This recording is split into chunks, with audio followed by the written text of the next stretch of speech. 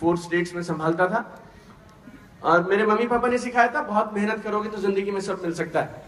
और मैं मेरी कंपनी के लिए बहुत मेहनत करता था। उसका परिणाम क्या था, मैं टीवीएस मोटर कंपनी के 96 साल के इतिहास में I was the youngest regional manager ever in TVS motor company. मैं मेरी कंपनी के लिए 350 करोड़ का सालाना सामान बेचा करता था। बदले में मेरी कंपनी मुझे 18 लाख का पैकेज दिया करती थी। और ऐसा लगता था बहुत मेहनत भी करूंगा और इनके माल को 300 से 600 करोड़ तक ले जाऊंगा तो भी ये 18 से 36 हो सकता है, जिंदगी में उससे ऊपर होने वाला नहीं है। तो ऐसा लगता था सिर्फ मेहनत करने से जिंदगी में बात बनने वाली नहीं है, मेहनत के अलावा भी कुछ तो और होता है। और वो कुछ तो और ढूंढ रहा था। ये बिजनेस मेरे सामने आया और एक मेरे में क्वालिटी है जिसकी वजह से मैं ये बिजनेस कर लिया। और अगर आप में से किसी आदमी में वो क्वालिटी है तो आप भी ये बिजनेस कर सकते हैं और स्टेज पे आ सकते हैं। और वो क्वालिटी बहुत सिंपल है, मैं मेहनती था, काम चोरी नहीं करता था और लगन से काम करने को तैयार था, बस।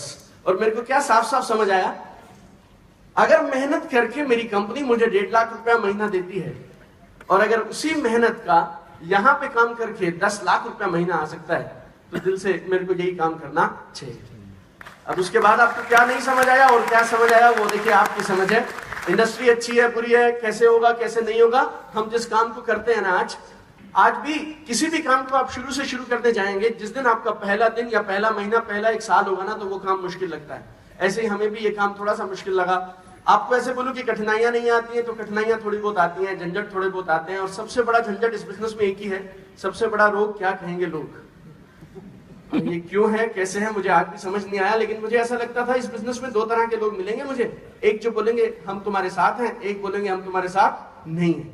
हम 10 लोगों को प्लान बताते थे, एक आदमी बोलता था मैं तेरे साथ हूं, एक बोलता था मैं तेरे साथ नहीं हूं, बाकी 8 एक अलग किस्म की वैरायटी थे।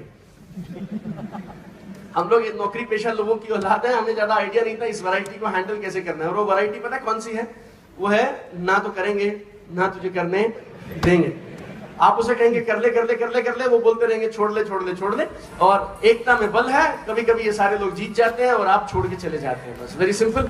अगर आप इस चीज को सॉल्व कर जाएं तो आप ये बिजनेस में कमाल कर सकते हैं। Now I have completed 8 years in this business. मैं और मेरा ब्रदर हम लोग ज्वाइंट फैमिली में रहते हैं, मिलकर दोनों ये बिजनेस करते हैं। Whole family is doing this business को 3 महीना हमने जॉब्स के साथ किया, 3 महीने बाद हमने रिजाइन कर दिया। Now our whole family is full time my life family and जब तक जिएंगे जब तक सांस रहेगी तब तक हम ये बिजनेस करते हुए मिलेंगे।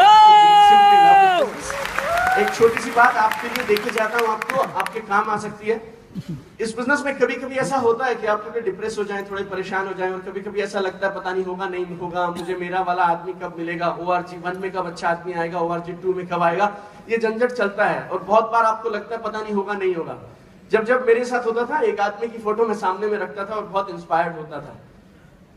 आपने ओसामा बिन लादेन का नाम सुना? Is a very famous terrorist, my role model also in some ways, okay some ways बोल रहा हूं। क्यों मालूम? मुझे ऐसा लगता था ओसामा बिन लादेन पावरफुल क्यों है, क्योंकि उसके पास 10,000 लोग हैं जो उसके कहने से मरने को तैयार है। उनको फिदाएं बोलते हैं या सुसाइड बॉम्बर्स आप बोल सकते हैं। और वो 10,000 लोगों को मालूम रहता है मेरा टाइम कब आएगा। और मुझे लगता था अगर ओसामा बिन लादेन 10,000 लोग ढूंढ सकता है जो मरने के लिए तैयार है, मुझे सिर्फ 2 लोग चाहिए जो ढंग से जीने के लिए तैयार है। Thank you so much.